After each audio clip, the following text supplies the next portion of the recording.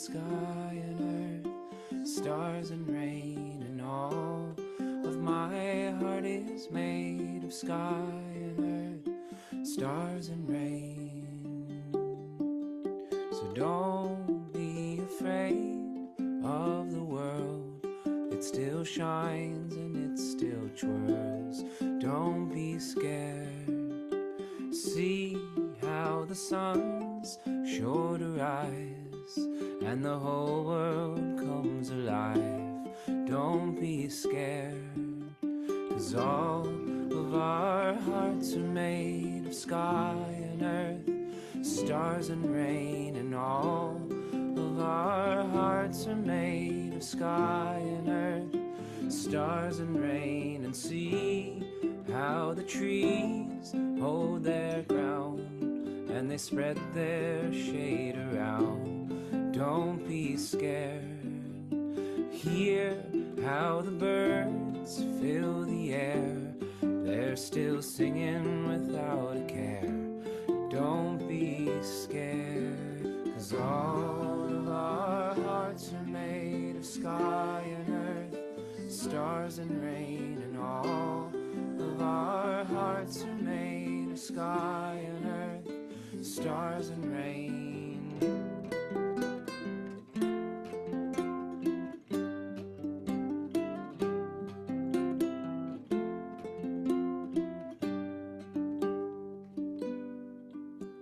'Cause all of our hearts are made of sky and earth, stars and rain, and all of our hearts are made of sky and earth, stars and rain, and all of our hearts are made of sky and earth, stars and rain, and all of our hearts are made of sky and earth, stars and rain.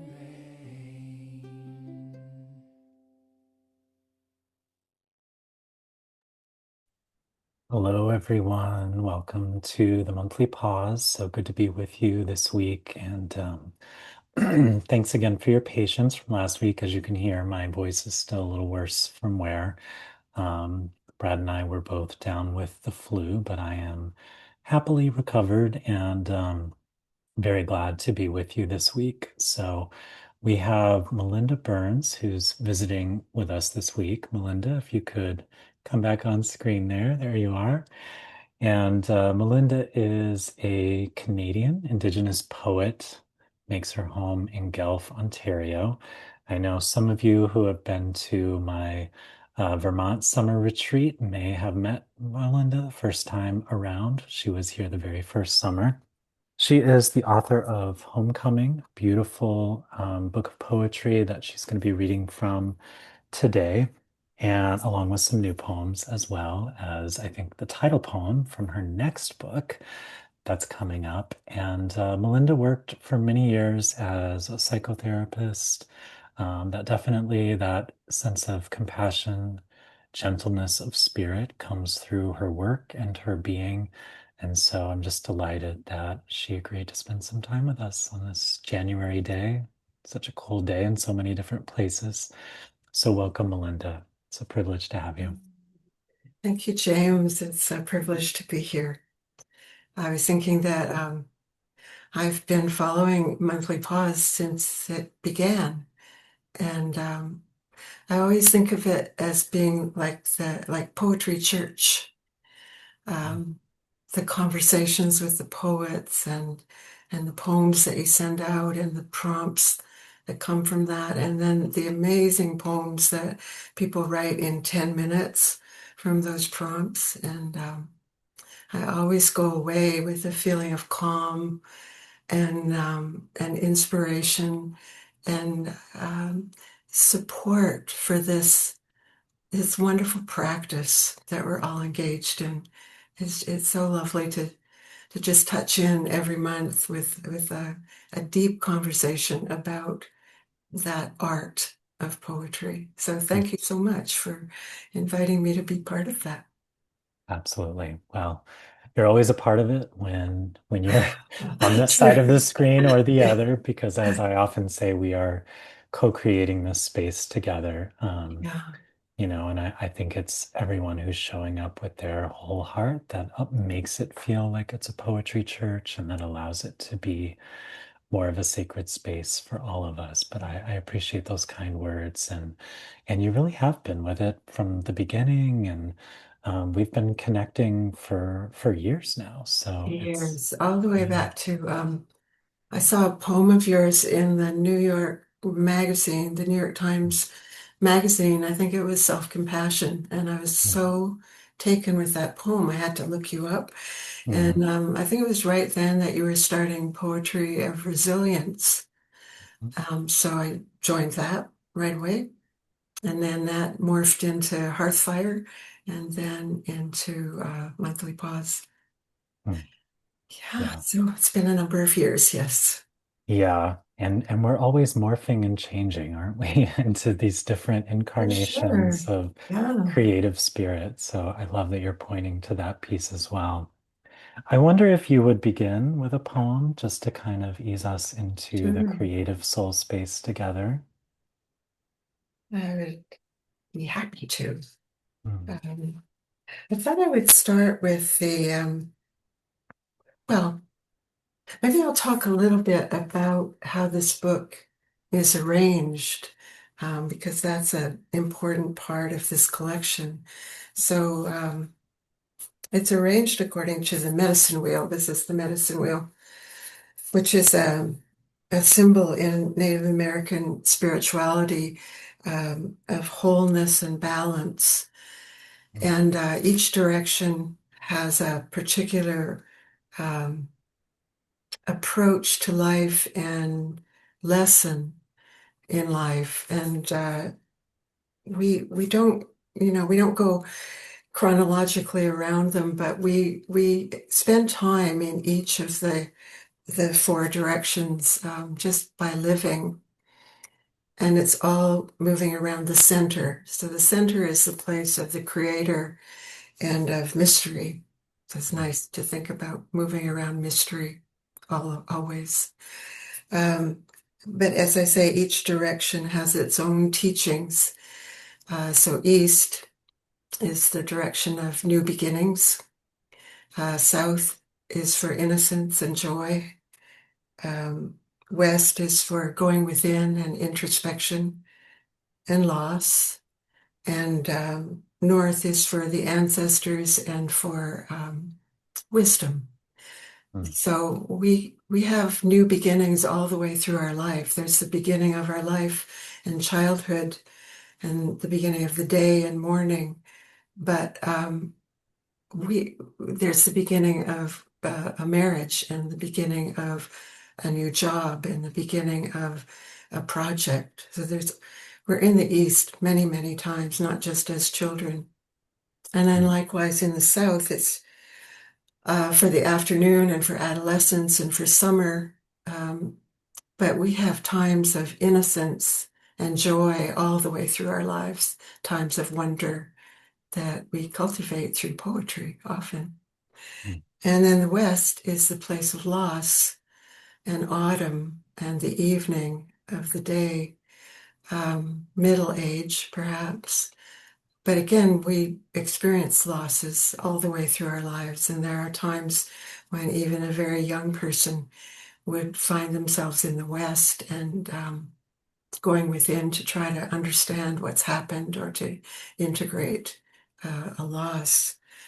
And then the North is for winter and ancestors. Um, so it's the later time of life. But again, we cultivate wisdom all the way through our lives. We mm, come upon bits of wisdom as we're moving through our life. So that's when I came to organize these poems, some of which are 30 years old. mm, Um, I didn't want to just have a chronological childhood, adolescence, young adulthood age, um, because I don't think of our lives as going from, birth on the left to death on the right and trying to get somewhere in between those. Um, And I had also been writing a lot about my mother at the time and the influence of residential school on her and on me. And so a lot of the poems in this book are about reclaiming what she wasn't able to pass on to me. So she was taught to turn away from her heritage and see the ways of her people as inferior and to feel ashamed of them in some ways and distance herself. So she didn't pass on any of that culture at all. Mm, And when I came to find the medicine wheel later in life, I felt a real affinity with it. So when I was going to put these poems together, it just all of a sudden seemed like that was the organizing principle for it. And they all fell into place. So mm. as a long introduction Oh, I to love it. this, Yeah. thank you, to this first, I thought I would read this poem from the East, starting in the East, that I would think of as a kind of foundational poem for the collection. It's called Kitchen Story. My mother says she has something to tell me, turns to me from the stove where potatoes boil and bump in the pot. I stand still to hear, a bundle of forks in my hand for the table. You are half Indian, she says, and a thrill runs through me, like finding out I'm part dragonfly. But when you go to school, if anyone asks, say you're of English descent, like my father, not like her. I nod. Another thing to know, like keep your dress down so your underpants don't show. Don't talk about vomit at the supper table. Don't say you're Indian. I place the forks carefully, one on the left side of each plate, as I've been taught. Mm, mm. Such a strong ending there, Melinda. I was thinking about that, that desire on your mother's part, perhaps for, a sense of orderliness, like, this is Yes, how it should be. And you're right. standing there Yeah. with that bundle of forks, which, is sharp and hard and, putting them in their proper place next to the plates. And just to end on that motion is so is so perfect for this poem, I can imagine, Yeah. because you don't have to tell us how it feels to be told this revelation, this wild, that you have this, new, different part to yourself, this richer aspect to yourself. And then to be told, oh no, you must conceal this, you must keep it a secret. Um, because it seems like that often happens, no matter what it is. It's usually not quite a revelation like that, but we are taught to keep these certain parts of ourselves buried or trained to do so. And Yes. and they have to come out eventually. And I think that's why Carolyn Casas was pointing to the part dragonfly phrase that you use, which I thought is so beautiful because it's so unexpected, but it is Mm. this wildness that is not going to be contained and that is sort of fierce, but Mhm. can remain hidden for a time. Oh, exactly. Yeah. Yeah. Yeah, the title of the collection is Homecoming, and that was always the title.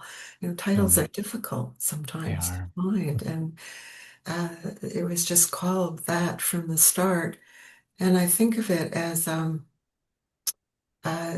homecoming is the journey that we're all on to come home to ourselves, to who we're meant to be, to who we're becoming all through our life.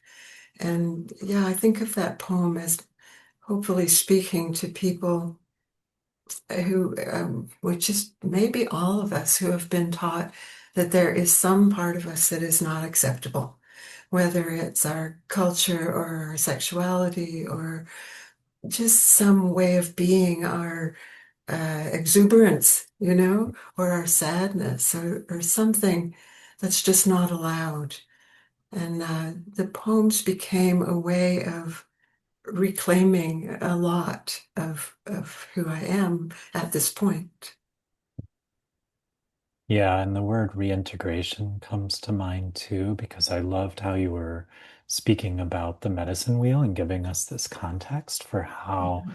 the poems really wanted to be organized. It seems like they wanted this Yeah, sort of exactly. organizing force Mm, to come in and say, no, this is how we want to be alive. This is how we want to live. Because I appreciated what you said about the medicine wheel representing wholeness and balance. And it seems to me that it suggests there's no wrong phase for us to be in our lives. There's no yes, right. wrong parts of us, that they all sort of fall Yeah. into one or multiple of these categories at one time. And so, there is this force that allows us to be who we are at a given period, and, Yes. and to accept that that is the right period for us to be in, or these are the right parts of ourselves to be revealing. And I also wanted to say that one of the things I did note when I first read your book a few years ago now was that this is a first book for you. And a lot of times, how people tend to organize their first books is they start very orderly fashion, right? Very linear. Like, okay, the Mm, childhood stuff all comes in the yes, beginning, and then right. it's like the middle age, middle life, and Yeah. now more present moment of where you are. Mm, But I love that you allowed things to really coexist at different times. And so it created this feeling that we're talking about right now, which is that everything belongs all at once and that there's something to be learned from a memory that comes to us right now of when we were 5 or 6 years old that we can hold differently than we might have 20 years ago. exactly, right. Yeah, that sense for me that everything that has happened to us that we've gone through in our lives fits on the medicine wheel. We're Mm. not supposed to just be in joy and innocence all the time, and we're not supposed to have to stay in loss and introspection all the time, and that we can make new beginnings at any time in our life. I find it very comforting to think of life that way. And it reminded me of a quote from the Jungian analyst and writer Florida Scott Maxwell is her name. And she said, you have only to claim the events of your life and you will become fierce with reality. Mm. And that always stayed with me, that idea of fierce with reality. That, we don't have to create some fantasy of ourselves. We don't have to try to make our life into something acceptable. We just live it and learn. Yeah. And I think we also think that we have to maybe curate what we show people, Yeah. or, show ourselves in a good light, or, if we talk about, for instance, like the poem you just read for us, that it might seem like you're criticizing a parent's choice to hold something in a certain way or to present it to their child in Mm, a certain way. When to tell the truth, to claim reality in our own experience, there's nothing insulting, there's nothing critical about that. mm, It is just presenting it as it was and being fierce with reality. I've heard that phrase, but I'm not sure I ever knew that it came from Florida mm, Scott Maxwell. So I love mm, knowing the source of that and just having that be a practice as we're all writing today, as we're putting together our own manuscripts, our own books, to mhm, be fierce with reality and not to be afraid of showing who we really are, where we really come from, no matter where that might be. Because it is in that choice of vulnerability that we find our own power, I think, and our own fierceness. And look at the richness that comes of you reclaiming your own heritage. It's this Mhm. wisdom of the medicine wheel that, Mhm. as you share it through your book and as you share it even now with us, changes how we hold our own realities, how we hold our own phases of life, no matter where we might be. Yes, I hope so. I have heard that from people when I've been doing readings and talking about the book, that there's something comforting about not seeing it as that straight line, you know? Yeah. And I can imagine too, I was curious to ask about your work as a therapist and how that has informed your view of life cycles and Mm. your own ways that you hold poetry. So I know a lot of therapists who have become poets. And I'm just curious if there is a connection for you, if there is sort of a through line, or just how you hold that part of yourself, because you are still practicing. Is that correct? Yeah. Mhm. Mhm. Yeah. So just curious how you hold that. They do seem to go together, you know. I think of therapy a lot as storytelling, you know, and even beyond that, how you hold the story that you're telling, and that therapy can be about finding a different way to hold it. Same story, different focus, different emphasis, different learning. Um, and my poetry tends to be very narrative, little stories, little moments that are significant, and have implications for a life. And that's what I'm always looking for uh, in therapy, is the um, the moments and the details and the language that uh, shows how we're holding that story and how it's perhaps oppressing us. Perhaps it's time to let it go or change the focus on it in some way. So, yeah, I think they probably support each other, the poetry and the therapy. They've Mm, both, well, poetry's been around a lot longer, but yeah. I've been a therapist for about 40 years now. So, Mm, and these poems, some of them, as I said, are about 30 years old. So mm, they go together. mm. Yeah. Well, I love what you're saying about therapy being about storytelling and, letting go of certain stories or reframing them, holding them differently. That really resonates with me because I think poetry is about the stories that we tell ourselves, and I think that we can Mhm. become curators of our lives through poetry. I'm not sure people really talk about that as much, but Yes. it can be training for, because I think you and I share this sort of narrative urge within our poetry and the embrace of these smaller moments that can make all the difference when you're looking back at a life or when you're looking ahead and thinking, what kind of life do I want to lead? It's probably going to be focused around the kind of cultivation of deeper moments of being. And I think poetry Right. is that it offers us that way of cultivating and noticing when those moments are arising. At least that's how it has worked for me. And I'm not a therapist, but I have definitely been in therapy for many years. And it does really resonate, that idea of the stories that we hold and the stories we tell ourselves, and then what we choose to notice about other people, about situations.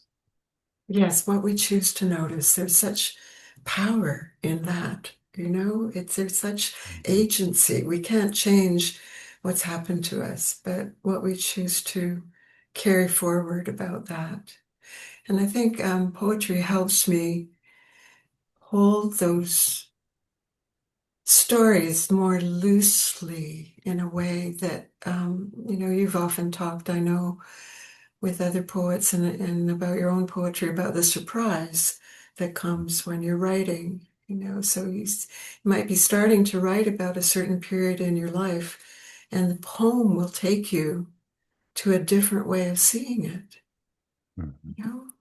Um, yeah, I appreciate the surprise of poetry. And I think that's important in therapy too, that we're not holding those stories so tightly and trying to change them so urgently, but more just kind of seeing them again.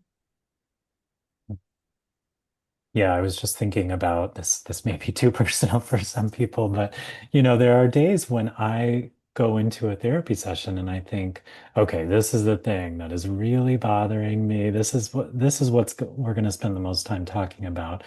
And then I sort of share it, and then it kind of loses energy. Or Mm, in the talking about this one thing, we're led more deeply into something else that was really on my mind and on my heart. And right. as you were just talking, I was reflecting on how often that is the case for me now as a poet, that Yes. I used to think and really used to try to like hammer poems into this direction. This is what they're supposed to be about. But Mm, now there is more of that looseness that perhaps is coming as a result of age and personal work and just mm, mhm. experience at being a Yes. poet. But there's a willingness to be surprised. And even if I'm not surprised necessarily, there's a willingness to have some space around something when I'm working on Oh, it or writing good, it. good way to put it. Have some space. I Mhm. saw an interview with Billy Collins last night, and he said, it was on Rattle, so Timothy was interviewing him and asking him, so do you know how the poem is going to end, or do you write towards an end in some way? And Billy Collins said, I know where I'm going, but I don't know where I'll end up. Mm. I thought that Yeah. was very well put. Yeah. You start off and you think you know where you're going, you think you're going a certain place, but where you end up, that's the looseness, that's the space Mm. that lets you end up someplace different than you expected. Like even the last line of the kitchen story poem, I wasn't aiming for that, for the forks to be put Mm. on the left side, but when I got to that line, it was over. It was just it. Mm. I had written that as a little anecdote, a little flash nonfiction before that, and it went on past that, Mm. as fiction sometimes does, and sort of wrapped it up and said what it was about. And but poetry doesn't want that.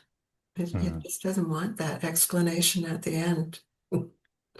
Yes, I agree. And as someone who goes between prose and poetry, I feel like that's a lesson I'm still learning. And my husband Brad is a very good editor for that because Mm, I think he is more of like the soul of a poet. And so he'll read something that I've written, and I'm more of like a teacher, so I always want to know that people are getting it, and I have a tendency to over explain probably.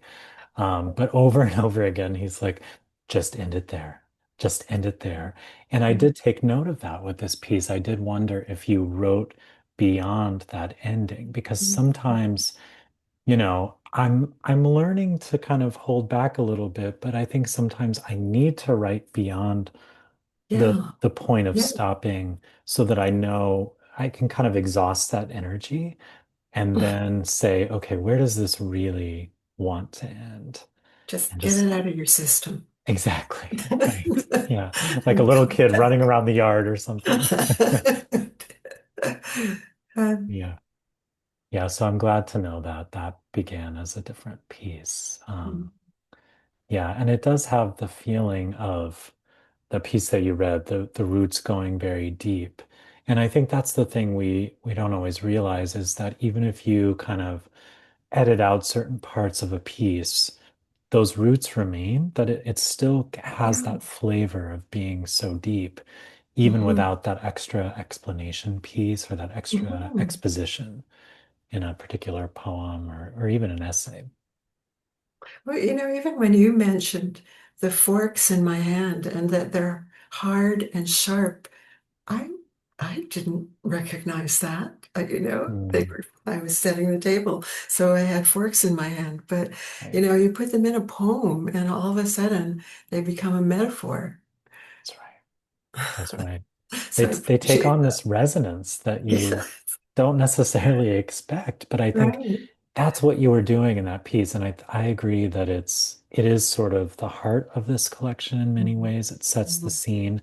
It was a great one to start with, because you've made all these choices about, sharing this pivotal moment, but how it was instantly undercut by the instruction to essentially forget it, bury it, Yeah, don't confess it or share it right. with anyone. And so, I can just imagine, I can just see you sort of, clutching these forks and then, going through the motions of putting them down Yeah, while burning with this new yeah, knowledge of who you yeah. are. As So, I've been taught. Yeah. exactly. Yeah. Well, I would love for you to read another poem. Mm. I think that I saw Carol requested that you read The Path, Oh, which how is kind. yeah. Yeah, that's in the north. Hi, Carol, by the way. Um, yeah, that actually is kind of a bookend of a kitchen story in a certain strange way. Mm, Um, or certainly a bookend of the collection. It kind of sums up what the collection is. So it's in the north and it's called The Path. I'm building a path from beautiful broken stones, laying them out in a graceful curve across the lawn to the rock garden. I'm writing a new story from beautiful broken moments, laying them down across the page to a place I can call home. mm, mm. Yeah, definitely a bookend poem. And the idea that something that we can follow, this pathway can be made of the beautiful Yes. and the broken. And that Yeah. some sort of order, it doesn't have to be linear, it doesn't have to be perfect, of course, but some sort of order and direction can come of these beautiful broken pieces when they're all placed Yeah. together. Yes. Direction. Exactly. Mhm. The book starts with a quote from the Sufi poet Rumi that says, let me just get the right wording. Through love, all pain will turn to medicine. Mm, And I was so happy when I found that quote because again, like the path and like Kitchen Story, it just spoke to what the collection was about.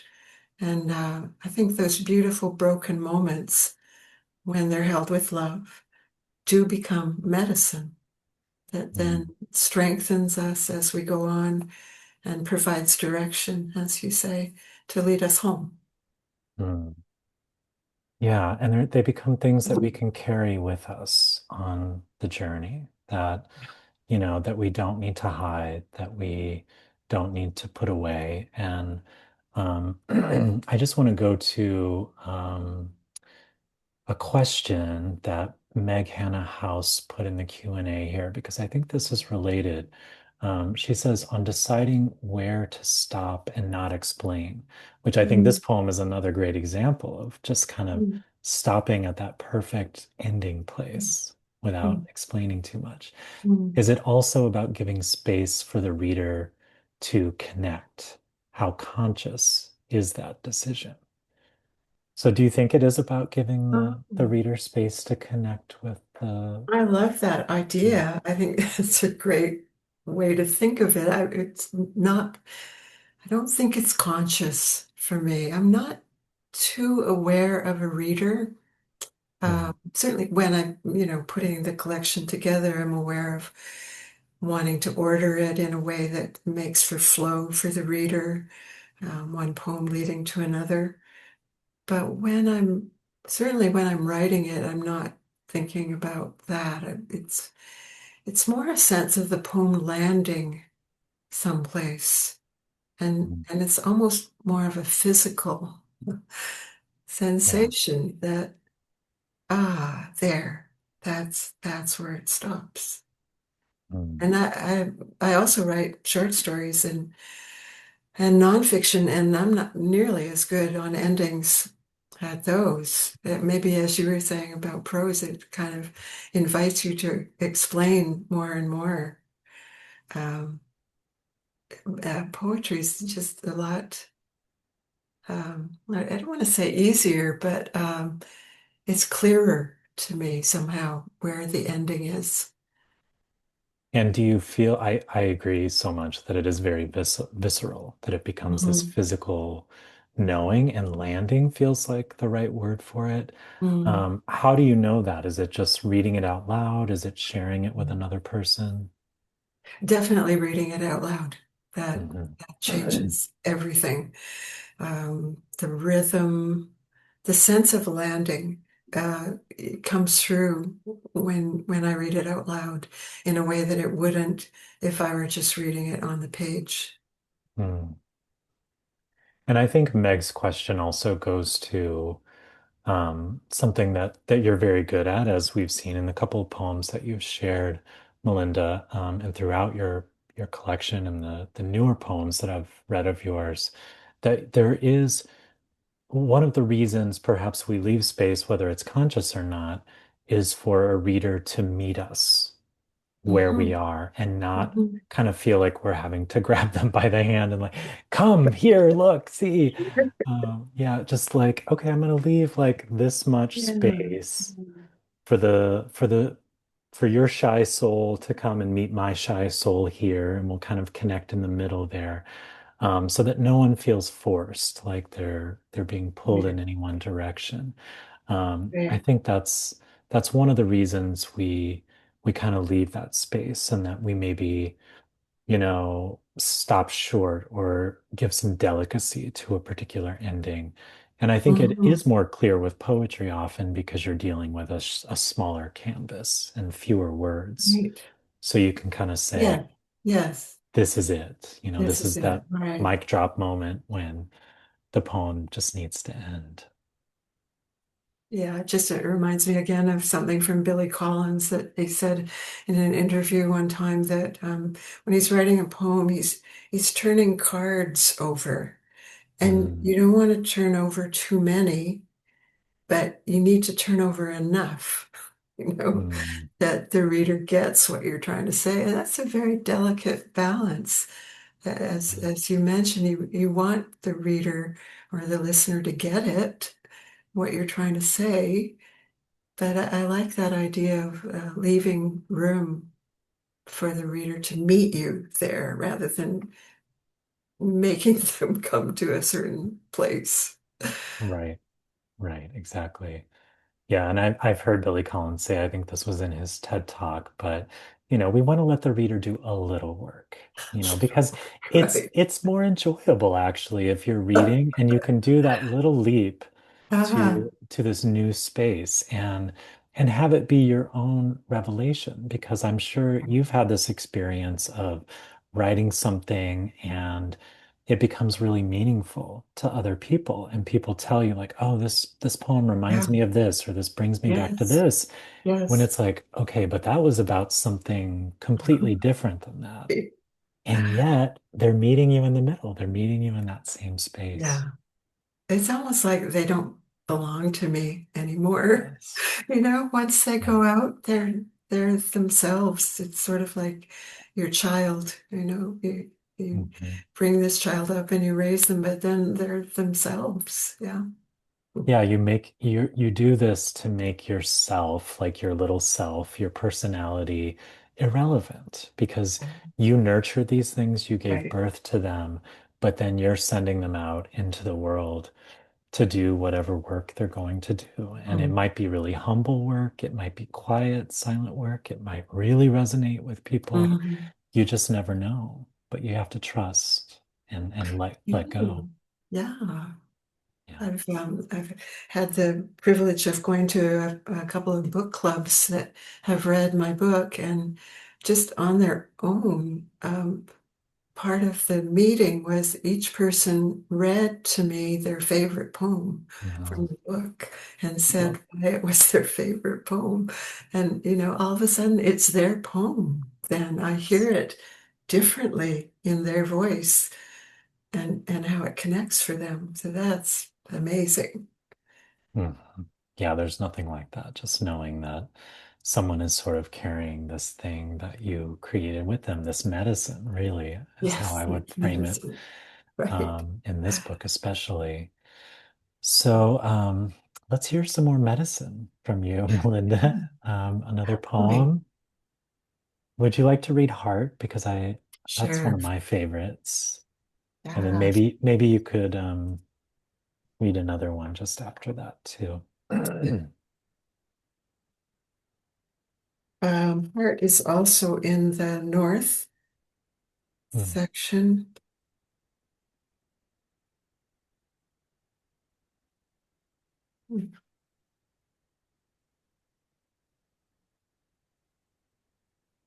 Oh, here it is.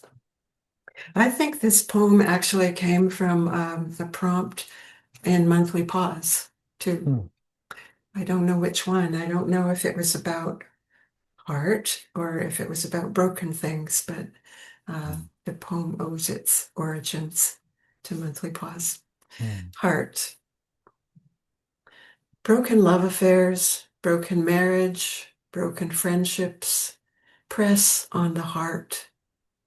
Crazed like a dropped blue vase, cracked like a frost-heaved flower pot, splintered like a slippery glass dropped from dishwater.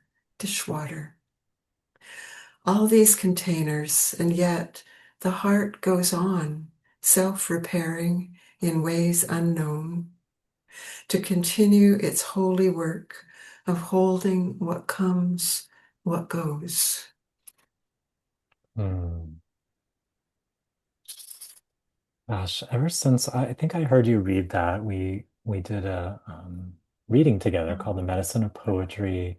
Carolyn Chilton Casas, who is here right now, was with us, and a Oh, couple of other poets. And of course I had encountered that poem in your book, but there's something about hearing a poet read certain poems aloud and then they become your poems sometimes when you hear them in their own voice. And so this is one of those poems for me that has become my poem. And there's so much attention, whether conscious or not, to the sounds of things, the crazed, vase, cracked, all these sounds kind of going back and forth. And then when you read it just now, I heard a lot of long O sounds in the latter half of the poem, the holy, the holding, the goes on, and then ends with a long O of what goes. So yeah, I'm glad that this was born during monthly pause. I love that you don't know which exercise it came from too, because again, we create these things, we surrender them to the world. I feel like I'm reading books by folks in our community all the time, and I'm like, oh, I think that was an exercise that we wrote together, or I think that was even from my poem, maybe. And but it all becomes part of the Yeah, compost, this, yeah, it that we're does. creating Yeah, together. So I right. love that. And this is one where, you talk about the heart and all these different broken containers in the beginning. And then there is some explanation in the latter half of the poem that I Mhm. think is very, very helpful. Mhm. All these containers, first of all, because I didn't necessarily think of all of the containers that were listed in the first part, and that love affairs, marriages, friendships are also containers. for us in our lives. And then, so you kind of comment on that, and then the heart goes on self-repairing in ways unknown. We talk a lot about, mending a broken heart Mm. and the heart healing itself, but there's something about the promise that the heart can self-repair that Yeah, feels really hopeful to me. I mean, it takes a yeah, long time, I think. yeah. It's a very, very slow process, and I think the heart heals in ways that are very imperfect and leave a lot of scars, but that it can heal itself. Mhm. Feels like we can trust ourselves to move forward into these containers, the love affairs, the marriages, the friendships, no matter that they may break down, they may not last, but we can, our heart will self-repair Hey, from that yeah, damage, so I don't know that if was, any of that resonates. oh, absolutely. No, that's exactly where that poem was wanting to go. And it's an example of a last line surprising me when I wrote the heart holds the holy work of the heart holding what comes, what goes. And at first I thought, holding what goes? How does that work? Mm, And then I realized that it's not holding on, it's holding. So if you're not holding on, then something can go when it's time mm, for it to go. But the heart still holds it, even if it goes. mm. Poems are so much smarter than us. Me, Yes, very much that so. poem was smarter than me. It knew that was it. Yeah, and what comes, Mm, what goes, both. It holds both. yeah. Well, and I love that distinction that it doesn't mean we're holding on to Yeah. hold what goes. We hold the fact that things go. We hold the good, the residue that was left Yes. behind, the beauty Yes. that we got to Right. enjoy. And we hold the pain that taught us something that Yeah. will show us how to hold things differently, perhaps in the future. Um, so there's a lot of talk about resilience these days, but this poem seems like the most honest version of resilience, Mm. um, which to me is not bouncing back instantly, but going through this long process of self-repair and healing. It is holy work that we're doing, and that means it's inherently hard at the same time. Well, I would love to hear another poem. I think we had talked about you sharing Flourish, was it? Oh, sure. Yeah. Yeah. I just wanted to say something about poetry collections in case somebody's working on one out there. Um, I heard, I think it was Maggie Smith in her latest book, Dear Writer, she says something like, I've never written a book of poems, but I've written many poetry collections. Mm, And I love that distinction that for me, anyway, I mean, maybe people may do collections differently, but for me, both Homecoming and the new one that I've just finished come from gathering a group of poems that's been written over a fair amount of time and finding out what it's about, what the mm, theme is. The medicine wheel for this one, but the one that I uh, just finished is called Flourish, and I'll read the title poem from that. But it's about aging, and mm. when I was writing all the poems, I didn't know it was about aging. I thought it was just about whatever was occurring to me. So yeah, I'll be happy to read this poem called Flourish. Morning sun lights up the one golden maple in the corner of the yard, sets it aflame against the blue October sky as the season races past. A final flourish before the bare branches of November open up the view. And is that what aging could be? A surge of glory before letting go? Attachments loosening like leaves falling, sky opening? Could it be like that? Mm. I love that image of the attachments loosening. It feels very related to the heart poem that we were just talking about. But also, that idea of having a looser attachment to our own words as we're writing poems, those Right? attachments loosening and kind of That's right. opening up the view a little bit, right? Um, It all connects. Yeah. mhm. Mhm. Yeah, and I'm always struck too because I've done this in my own poetry, and there are sometimes these window moments that occur in a poem, and it feels like the right time for an unanswerable question. Like you say, is this what aging could be? And then it's like this opening up of like, okay, this tree was really beautiful. It's flourishing, sort of yellow orange against the blue sky. I can really imagine that.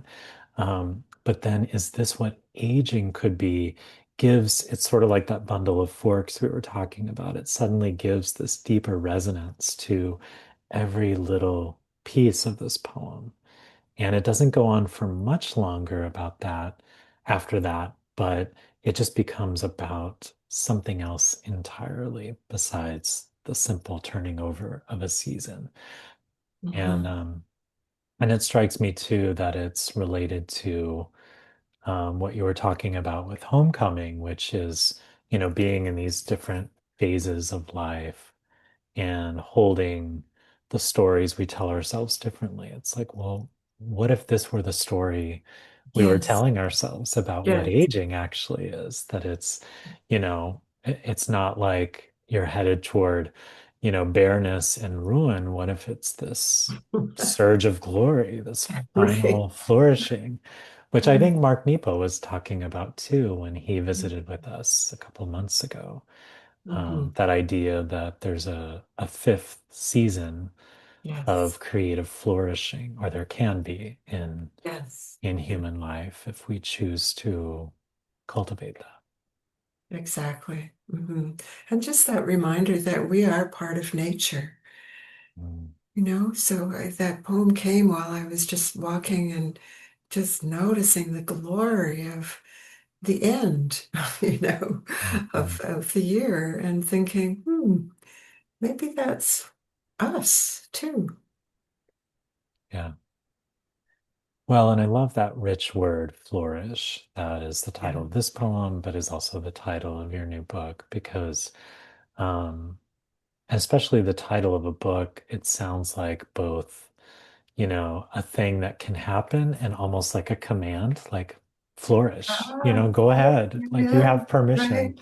to flourish and, Yes. become this surge of glory.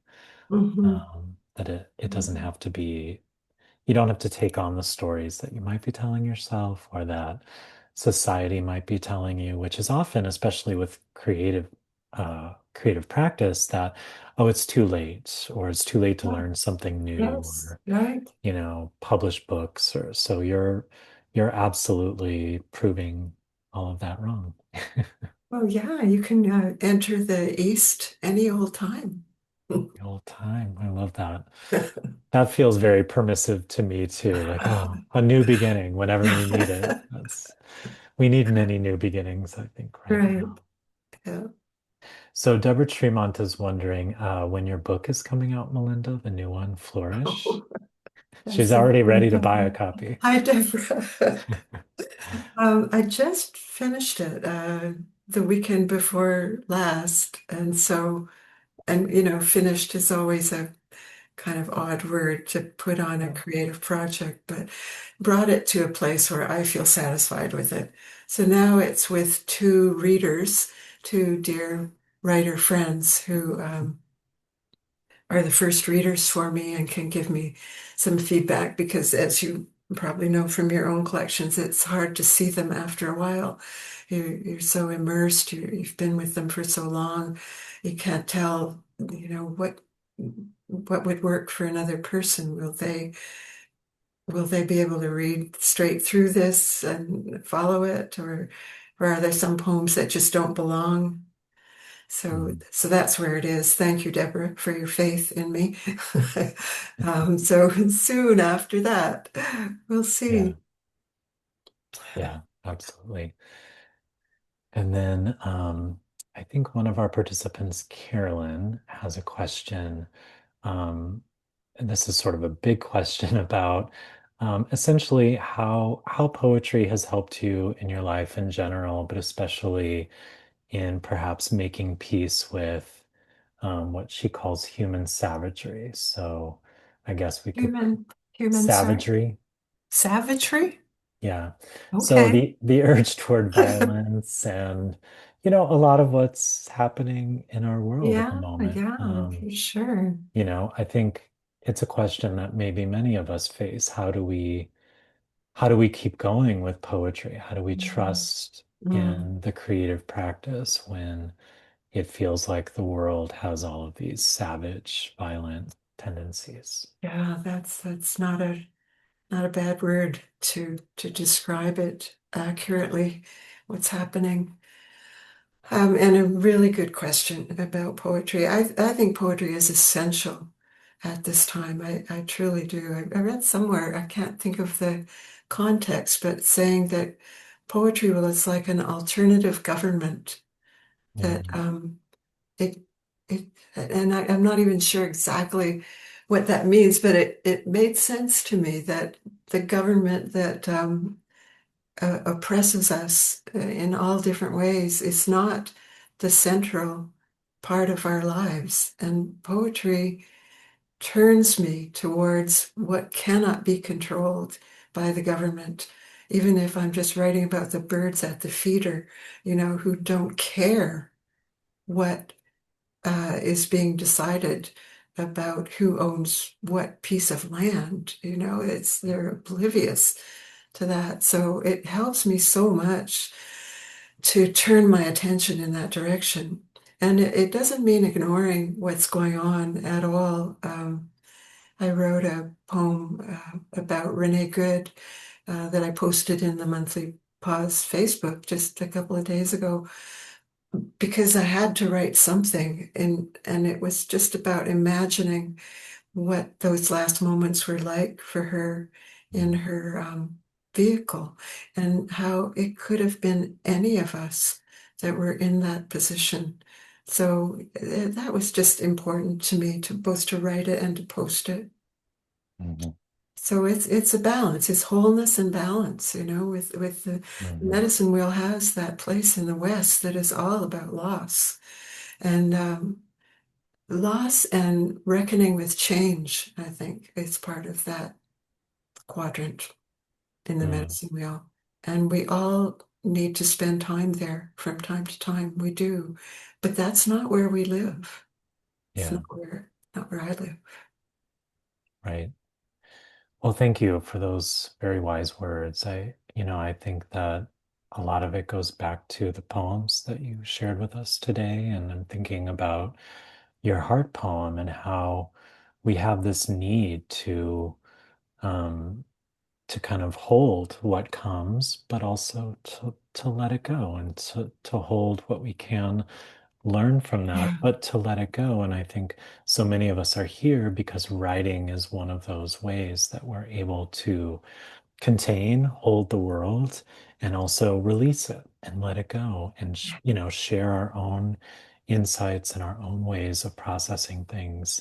And trust that, there were many, many poets who were responding to Renee Good's murder and not to think like, oh, well, I can't possibly add my voice to the mix. That Yeah. every voice is Right. important. And she herself was a poet. So, Yes. that's Yeah. another layer of resonance and connection.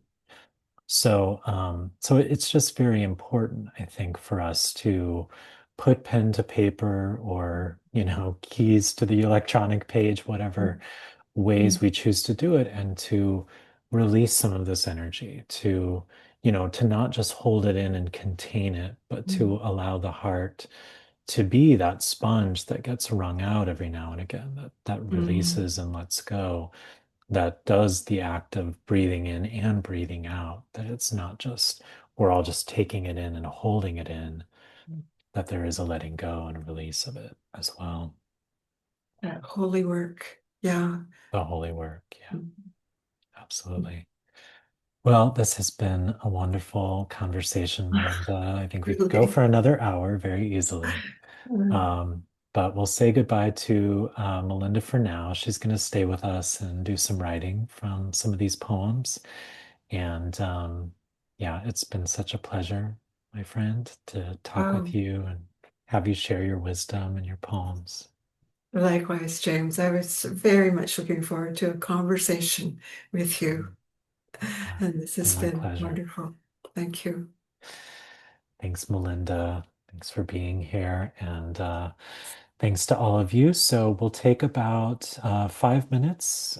Go grab yourself some water or some tea and move around a little bit. And then we'll come back together and do some writing together. So take about 5 minutes and I will see you then.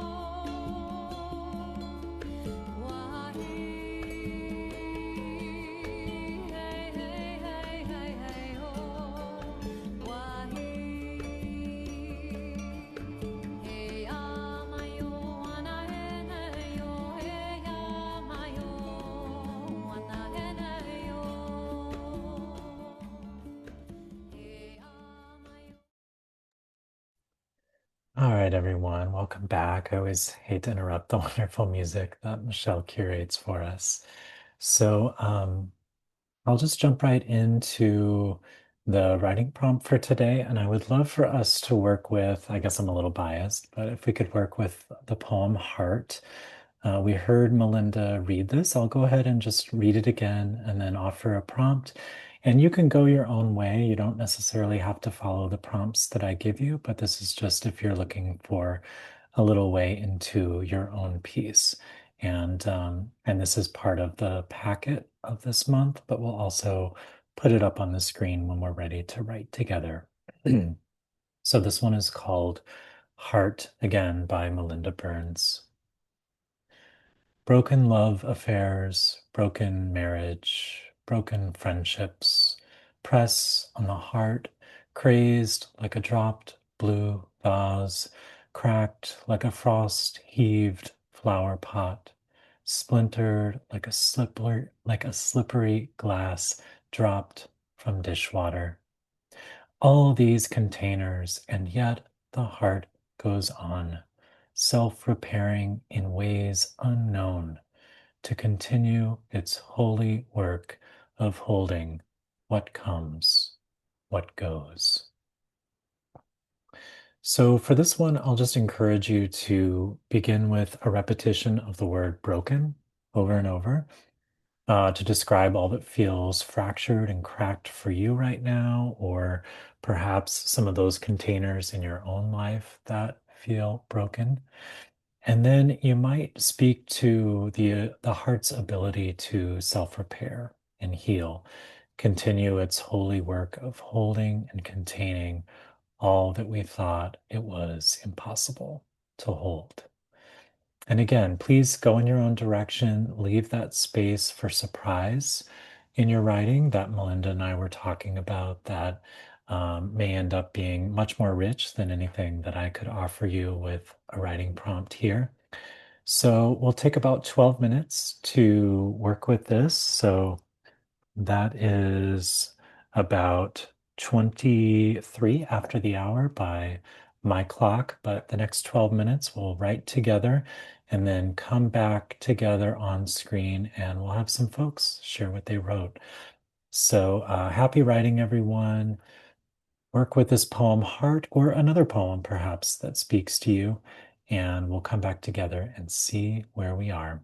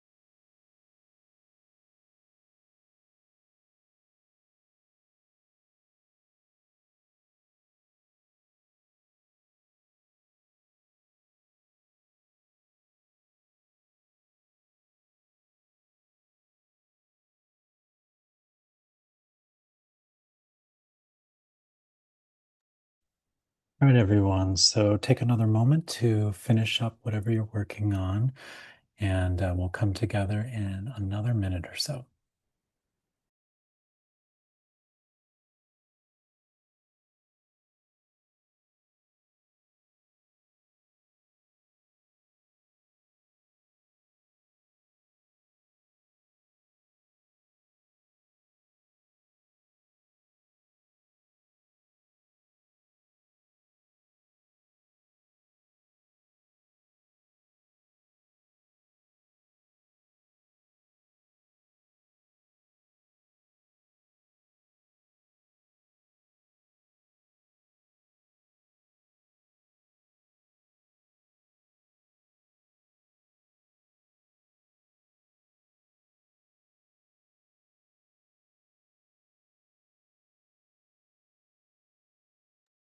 All right, friends, let's come back together and we'll do some sharing of what you all wrote. So if you would like to share what you wrote or even just some reflections on the writing process, you can use the raise hand feature at the very bottom of the screen.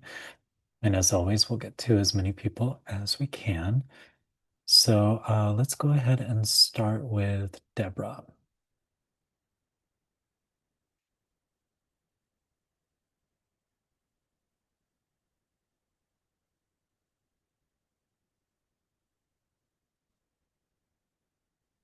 And once again, I was surprised by what came, so I hope you all opened up to your own surprise as well. Deborah, Hi, James. I've never shared before. I'm trying to be brave today. good. This is something that I've been working on. It's not connected to today's prompt, but it feels like today's the day to share this and Mm, get some kind of reaction. mm, It's called Identity Incomplete. The mirror reflects my image, the double helix of my DNA, brown eyes, brown hair, now gray, shared biological uniqueness. Missing stories of my grandparents, gaping holes in my history, a shaky family tree without roots, branches struggle for identity. This tree devoid of roots, wrenched from the earth in life's strong winds, fallen and broken. My second toe is longer than the rest. You're an Indian princess, Mom said, descended from an Indian chief. My little heart believed. Generations of denial, ancestor stories buried, family history a mystery, searching for pieces of me. White Cloud, Monoc, Mohawk, Iroquois, Kahnawake, Akwesasne, St. Regis. Names and places swirl in the sky, elusive searching for my identity. Mom and I spit in a tube, mail it to Ireland. Double helix proves I am Indigenous. Stories nourish the roots, grow strength and resilience. The past shapes the future. I hunger for ancestral sustenance. mm. Oh, wonderful, Deborah. What a big poem to share. I mean, it feels like you have been working on that for a while, that it is really important. And based on our conversation with Melinda today, I mean, that seems like the perfect poem to share, that it is so related to Melinda's own project of homecoming and taking sustenance from ancestral heritage and story and reclaiming those lost parts of the self. I really love how this began quite simply with a look in the mirror and how you use the image of a tree, a family tree in the poem, but it quite literally branched out from there and just got deeper. And so now this shaky family tree is reaching down and putting out more of those roots. Um, Really wonderful piece. It does feel like, the beginning of so much more, like it's a central piece and maybe a collection that you're working on, Uh, or maybe, could be, I don't yeah, know. I don't want to scare you, but it could very no, much be. that's brave. Yeah, well, it's brave to share it. I appreciate you sharing it, even though it wasn't directly related to this prompt. I think it is related to this larger conversation today, for sure. Yeah, it felt right today. Yes. Yeah. I'm glad you followed that feeling because you're Yeah. giving other people permission to follow that feeling and also giving us all permission to fill in some of those gaps and those missing holes in our own stories and to really embrace all those parts of who we are. So you'll see all the love that's coming at you from the chat. So, but just thank you so much for being brave and for sharing today. Thank you for letting me. Yeah. Absolutely, Deborah. Yeah. Good I to see just you. love this. I love this every month. Yeah. Well, Thank it's a you. pleasure to have you, and I'm glad that you're on this side of the screen today. Yeah. Yeah. Thanks. All right. Bye-bye. Bye. All right. Lovely, Deborah. Thank you. Next up, let's have Kimberly.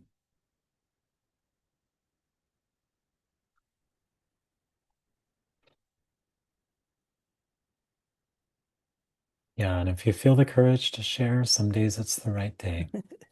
Hi Hi, there. James. Glad you're feeling better. And Yes. Melinda, I just want to say that there are some poems that just cause me to wrestle with what I believe. And this was one of those poems. And the line about the dropped blue vase cracked just, it just brought up something that I was totally unexpected. So this is, if I can, um, to believe that joy or harmony are incomplete, that love can be diminished, not true, says the heart that is ever whole. What breaks are things and thoughts. Your grandmother's hand-painted teacup wasn't meant to last forever. The memory of how she swept through her waist-length hair with a silver and horsehair brush, how her oatmeal cookies smelled like love she never expressed in words. These are the memories to keep in the mind's sacred vault of belongings. Some people slip into our hearts and out again. There are reasons that people walk into each other and away. It was time, though this can be hard to understand when one does not want to release their grasp. Unkindness, injustice are not the work of the heart, though surely healing is. Let the heart be your silent angel of repair. Wow. Love those last lines, that image of the silent angel of repair, capturing what we were talking about with Melinda's piece, that there's this silent, quiet work that seems to be going on with healing. And I love how you're identifying, unkindness, injustice. These are not part of the heart. That's not part of the holy work that the heart is doing. And then the grandmother's teacup and how that released or kind of opened the door into this memory of, sweeping through the hair. That felt like one of those window moments that I was talking about that sometimes come up in a poem. And I've noticed they come up a lot in your poems too. So keep doing that. Keep letting them in. I think they're really wonderful because it allows you to get really specific, but then to zoom out again and to kind of tap into this universal wisdom that I think you're sharing through this piece that's being shared through you. Thank you so much. Thank you so much. And Absolutely. I also just wanted to say thank you to Melinda for writing the poem about Renee Nicole Good. Because I think our voices are important, and I appreciate that. It's a good reminder. That's right. Yeah, for myself as well. Yeah. Thank you. Thanks so much. Absolutely. All right.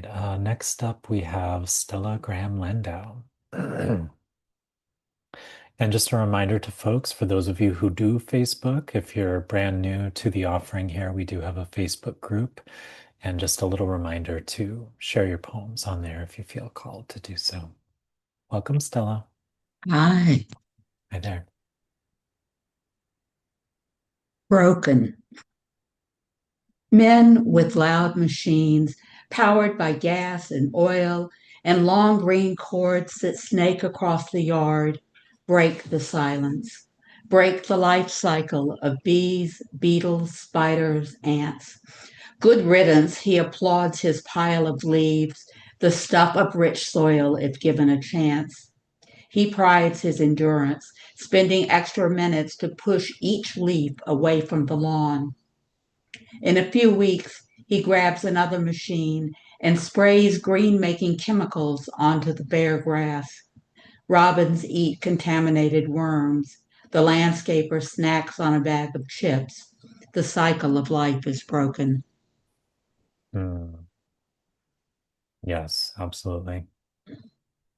Yeah, it's hard not to see that silence broken, and then you take it much larger at the end, that the cycle of life is broken just to give the appearance of more green and more life. I mean, isn't it so ironic what we do as Right. humans?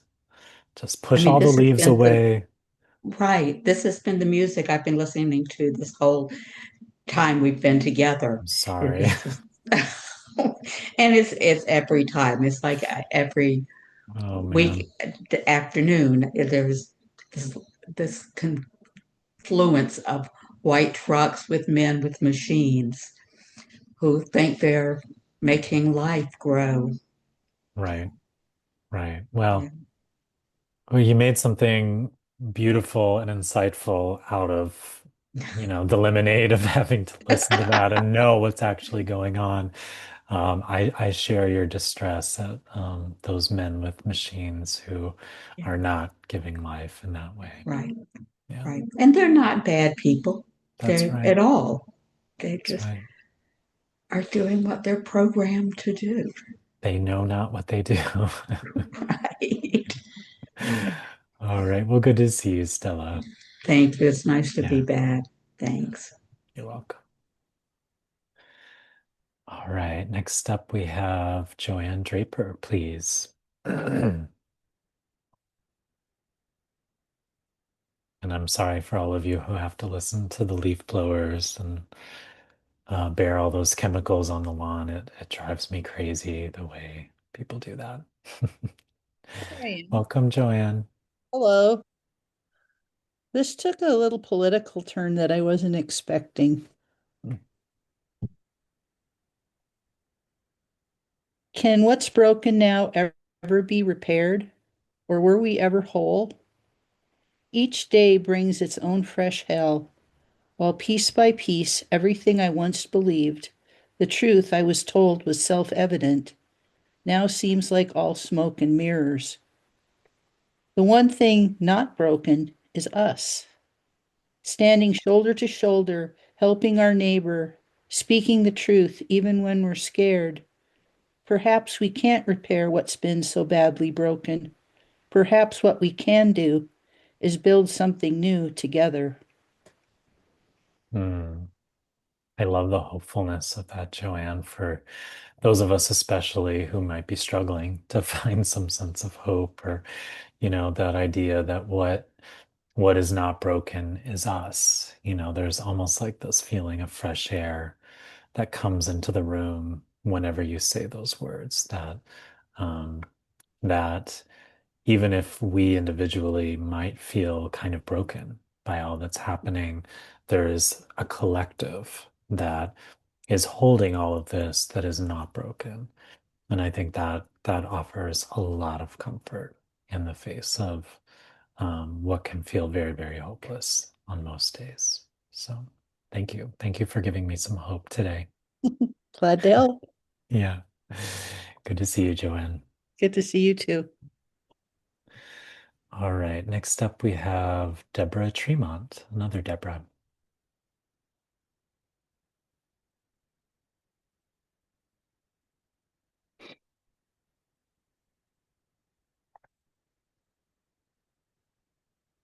Hello. Looks like you're still muted there. There we go.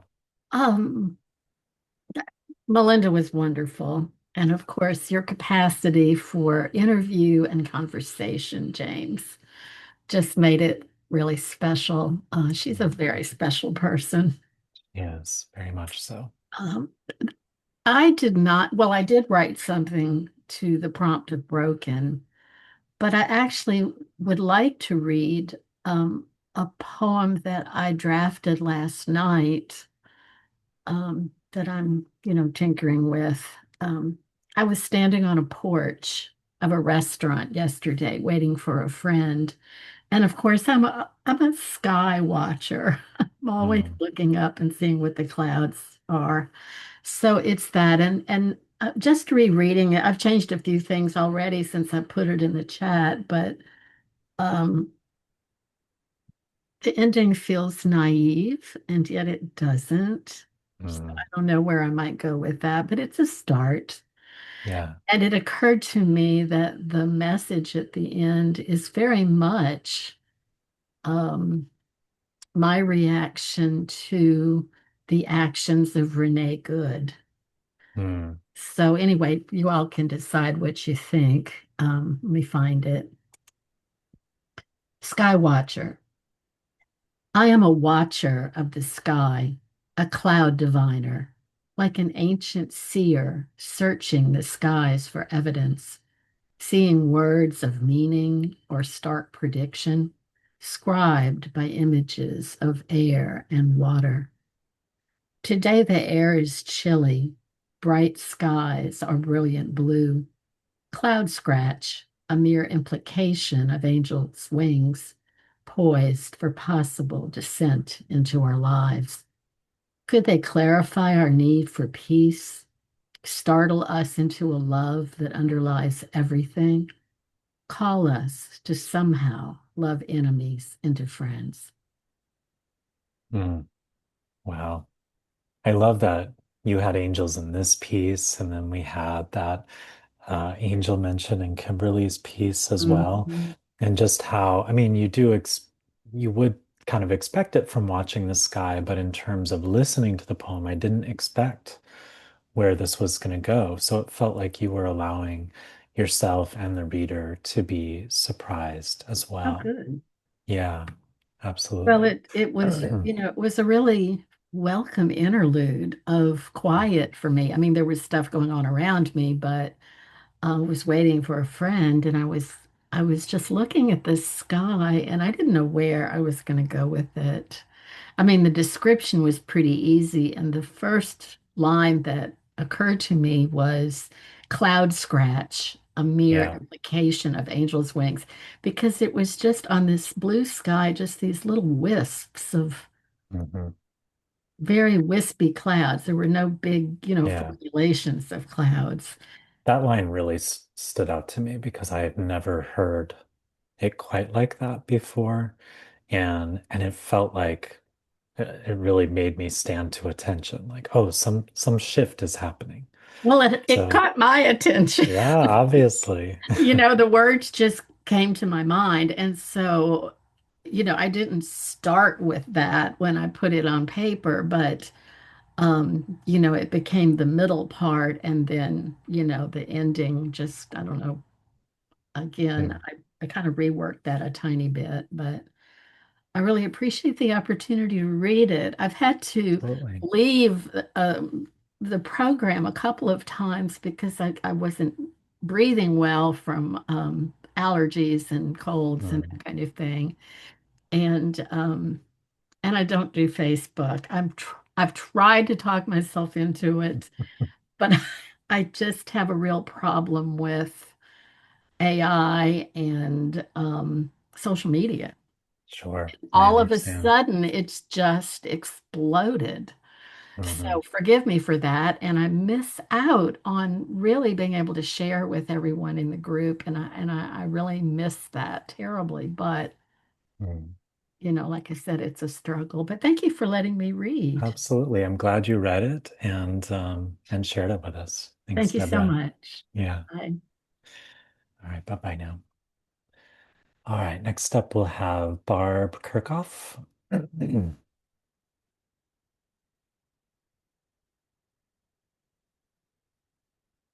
And for other folks too, if there's ever a poem that you want to bring into the monthly pause and work on it during the writing time, that's always allowed. That's always encouraged. So feel free to do that.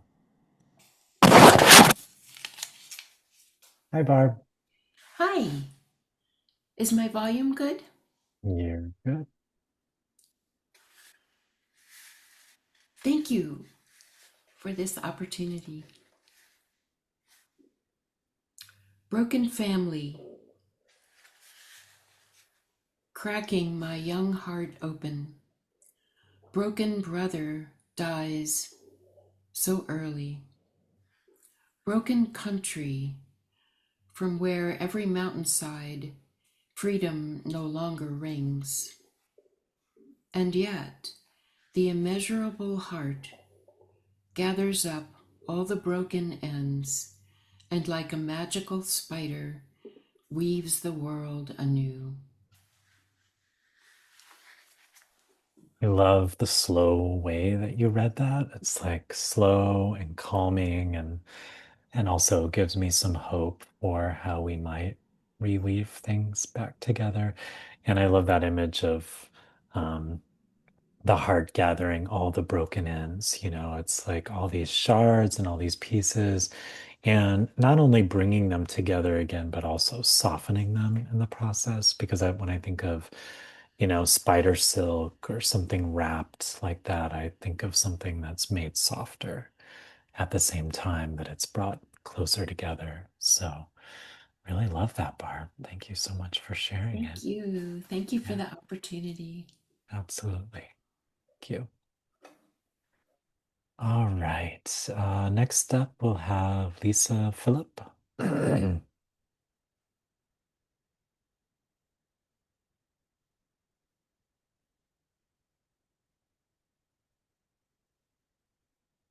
Here I am. Here I am.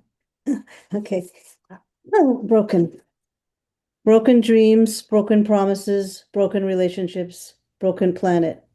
A continuous shower of shards with no reprieve. The Japanese use the art of kintsugi to repair the cracks. They bring together the parts to create broken parts to create something more beautiful than the original. If only we could heal ourselves by bringing together the damaged pieces to create a more loving and compassionate world. Hmm. Yeah, I love that practice of kintsugi. I love that you mentioned that in the poem.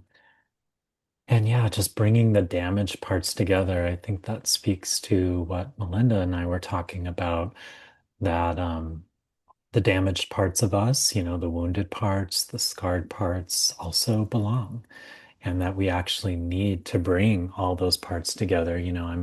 As I'm listening to your piece, Lisa, and to the pieces by other people, I'm thinking, gosh, all these parts and all these different shards and pieces actually are needed and are needing to be brought together right now, because there's medicine in all of them, as Melinda was saying. And so we need all those pieces for the healing. And I think that's what the kintsugi speaks to, but it speaks to sort of where we are in a larger way as well. So really wonderful piece. Thank you for sharing Thank that. you. Yeah, absolutely. All right, next up, let's have Lonnie Birch.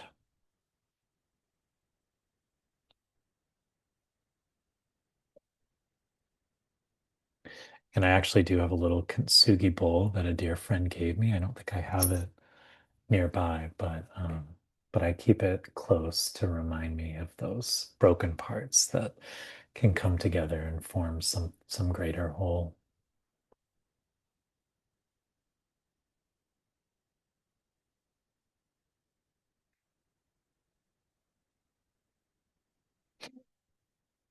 Lonnie, are you with us? Sorry. There you are. That's I okay. was there. I'm sorry. Okay. Well, it seems like there's a lot of brokenness right now. But anyway, I went with this one. Broken dreams. Were they not real? Were they of little value? Simply shards to be swept up and thrown away like the teacup I broke years ago? I don't think so. I hope not. It seems their value now is their pieces still tumbling free in the dream veins of my body, coming and going, flowing through the opening heart that pumps even still, maybe even harder. Wow. When you start talking about flowing through the dream veins of the body, I felt like there was this energy that really just started flowing through the piece, that there was this faith and trust in these, broken dreams not being disappeared, the energy of them not being gone, but still somehow being a part of us and actually causing the heart to beat harder. I love that final image and that final sort of act of faith within the poem. And just how the poem begins very simply as this meditation on, what happens to broken dreams or things that have to get abandoned or shed along the way. And just this flowing, energetic kind of image that comes out of that. So really nice job there. Thank you. Thank you. Thanks for Yeah, the opportunity. absolutely. Thanks for sharing that, Lonnie. Yeah. All right. Next up, let's have Lisa Ashley.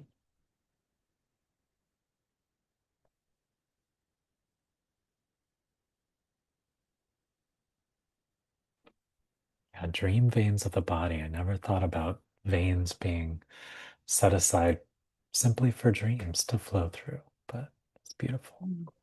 Hi, Lisa. Hi, James. Nice to see you. I'm glad you're feeling better. Um, Colds are nasty, especially in winter. This one Um, was nasty. I know the flu bug going around is Yeah, terrible. yeah. Thank you for giving me a little time this morning. I haven't read the last few times, so this is lovely to do. Broken complete essentials. Broken faith in humankind. Fear grown like death with its scythe looming over the collective millions. Broken hope, cracked lake ice lifted on a swell of helplessness, thrown onto a shore of small rocks that rasp back and forth in a frigid wind of rage. Yet the hearts of the poet and painter are large enough to hold the news of the day with the concerns of the soul. It is essential to hold both. A painting of golden light reflected off water while Gaza's people live in tents in the floodwaters. Both are true. Our boat floats in the bothness. Our paddles dip, stroke by stroke. Mm. Gosh, I love those final lines so much. The bothness and then those long O's of the stroke by stroke. And that these are the waters we swim in, that we live in, that we float on constantly. You capture so much in this piece, the broken hope, the helplessness, the rage, all of it. But there is this hovering over quality, which I think is the energy of the heart that is kind of inviting all of us, and through this piece, through you specifically, to see that we live in this bothness, in the Mhm. both and in all of it at once. And I appreciate that you're inviting the people of Gaza into this, and just the wholeness of it, um, so that no part of it is lost, because the news of the world and concerns of the soul, they have to be held together. These are the parts that we're, I think, being asked to bring together, to hold the news and reality, the fierce reality of what's happening, with our own soul concerns as well, the news of the soul, which goes much deeper. So, yeah, very Yeah, big piece, very universal piece here. thank you. I was really suffering for a couple of weeks. I called it, the title of my book is Oubliettes of Light. Mm. And oubliette is a steep, deep well that is a prison, actually. And so I was calling it my personal oubliette, where I was down in the bottom there and I couldn't get out for several days, and I did all the things, I did, Yeah. I No. did the exercise, the sleep, the good food, and of course, always coming back to poetry and nature. And finally, I saw the bothness. I mean, I knew the bothness. We talk about it all the time, but I couldn't get there. I couldn't like get Yeah. there. So I wrote a couple of poems, and somehow the situation here and all of the things that have been named today, the death of Renee Good and all of it, were all there for me. Um, but somehow every time I sit down to write, I go to Gaza, and I'm not quite sure why that is, Mm. except there's a similarity of the helplessness I see Yeah. there and the rage I feel when I see what is happening and the helplessness of how little I personally can do for that situation. It's a direct parallel to what's going on every day here, Hmm. but I somehow can't face that as much. There's that slight distancing for Gaza for me, except that it's not distant. So, Right. I just, I've just been really wrestling is the word there. And so today's session was fabulous. And I stayed away from the heart image, except for the heart of the poet and painter, Yeah. because I just wanted to go a slightly different direction. But yeah, it's big.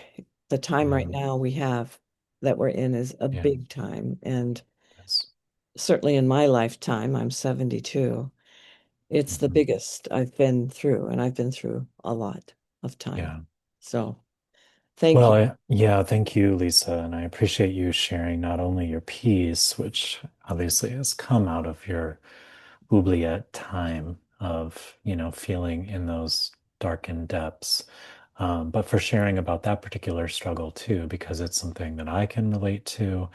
And even for those of us who are privileged and blessed enough to have the knowledge and resources to try all the things, sometimes it just doesn't work, especially in such a fraught time. And I think to hear that from other people who are, trying to live aware lives, but saying it didn't work for me, is actually helpful and gives a little bit of Yeah, comfort because we know that we're not alone. We're not the only ones for whom it's not always going to work. And so to just allow ourselves to be where we are, to be, in those phases, I think is really helpful.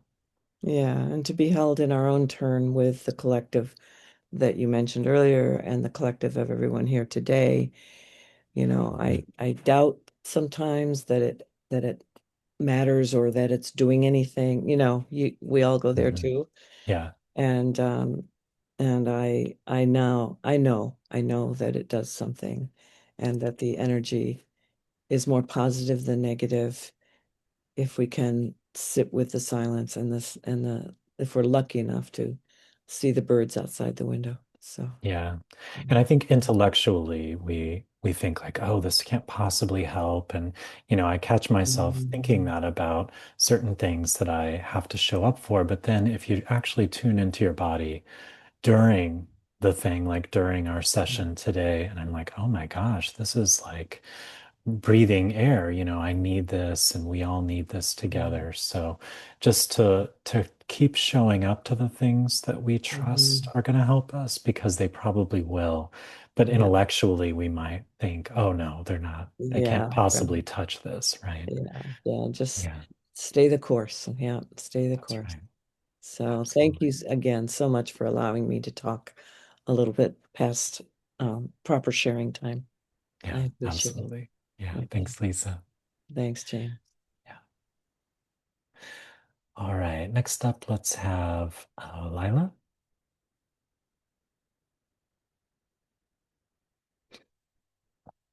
And I'll give folks a little warning. We might go just a little bit over today, just so we can get to as many folks as we can. So if you're okay sticking around with me, I'm okay going a little bit over. Hey, Lila, looks, yep, Hi. I good to guess I see did you. this right. You did. Yeah, good. And thank you and Melinda both. I feel like I know people here a little bit better than you know me because I often can't come in person. So, anyway, but I always listen to these after the fact. So this is, I'm calling this Heartbreak Unhidden. My friend's 4-year-old grandson at bedtime, story time, rubs his arm over and over, scrubbing away some comment, perception. I don't want this, he says. This skin, this black skin. Not like a broken toy that Grandpa can fix, or a birthmark hidden beneath the tiny striped shirt. It may need the kisses of the whole world to make it all better. Really beautiful, heartfelt. Yeah, and children have this way of revealing heartbreak to us in ways that are really unfettered and just so tender and obvious. And that motion of rubbing at the skin and saying, I don't want this, is just so heartrending and heartbreaking. And it is, you're right. I think it's going to take, you know, kisses from the whole world, from a larger collective to heal that pain that that is being inflicted from outside on this small child. Yeah. Yeah. Thank you. Yeah, thanks for sharing that. Really, really beautiful and thought-provoking piece. Thanks, Lila. Thanks. Yeah. All right. Next up, let's have Rachel Vinke.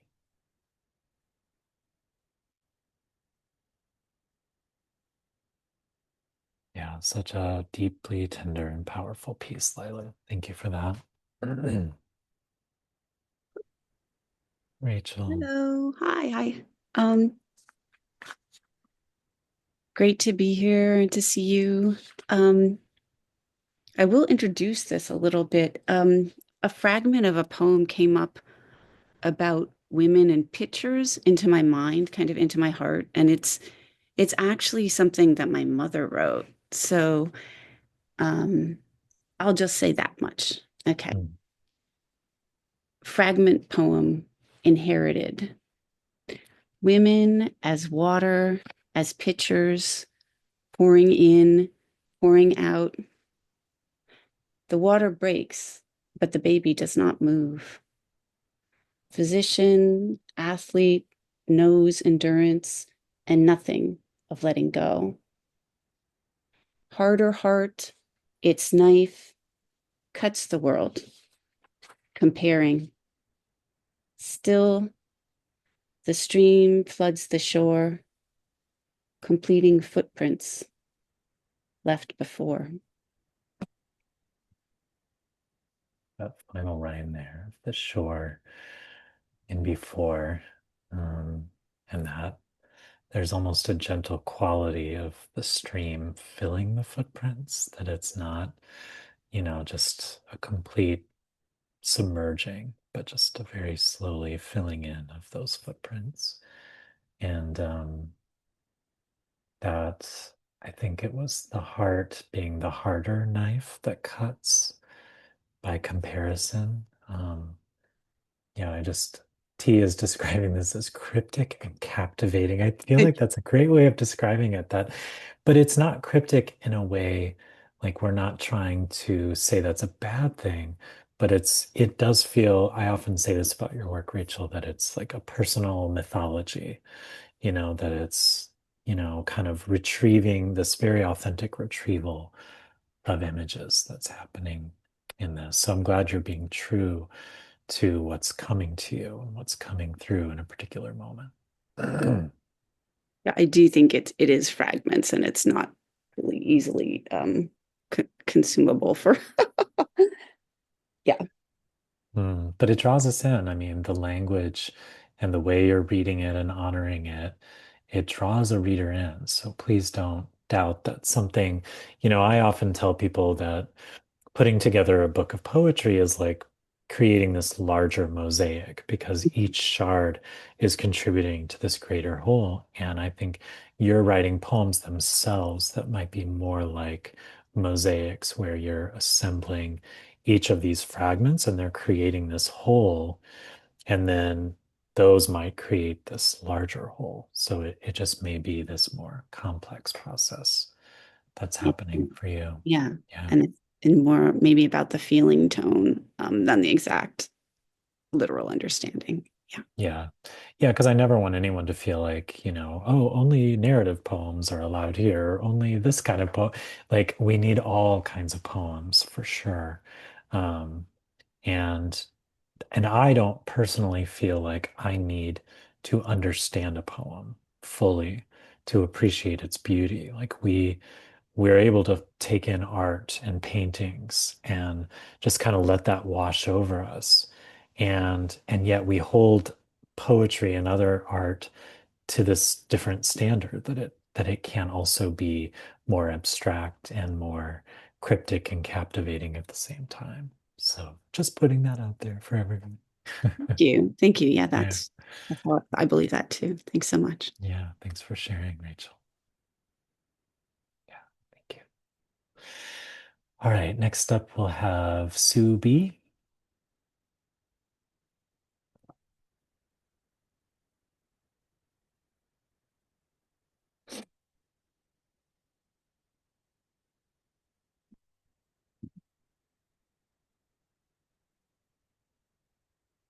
As long as Sue is still with us.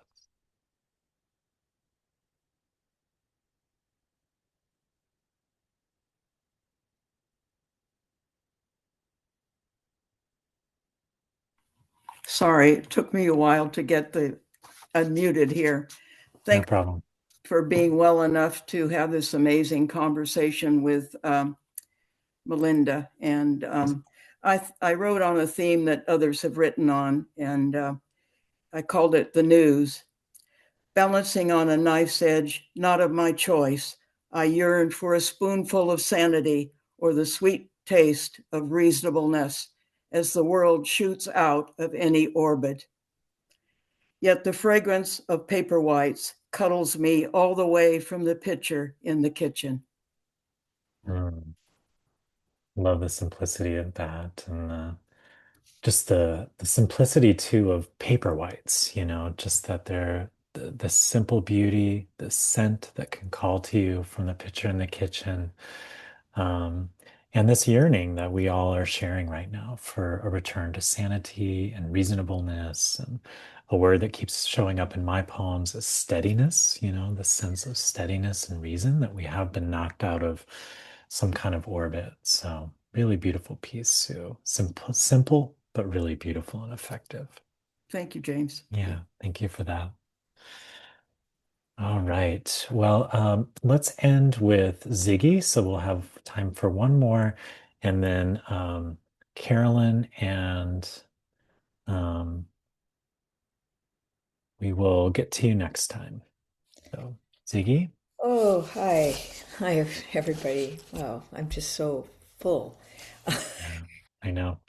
Yeah, thank you, James, as always, for holding this sacred space. Maybe a title is We Are Falling, Fallen. Woven through the climbing wild rose with thorn and bud, a ravenous vine of ivy curls and probes its green fingers clutch, grip. For years I wonder what the single brick pillar was part of, a gate, a wall. The mass of it leans, gravity pulls. Many afternoons I climb up the hill, cut the tangle of brush around it, pray it not topple, not today, not crush the new mandarin orange planted, nor me, the one who waters it like friendship tends it carefully. Where do the unkind words, anger come from? Like the December wind, unexpected, overwhelming wind that blew the freestanding pillar down. phoebes, finches, robins scatter, songs flee. How do we break this silence, this wall that has come down as another goes up between us? All true.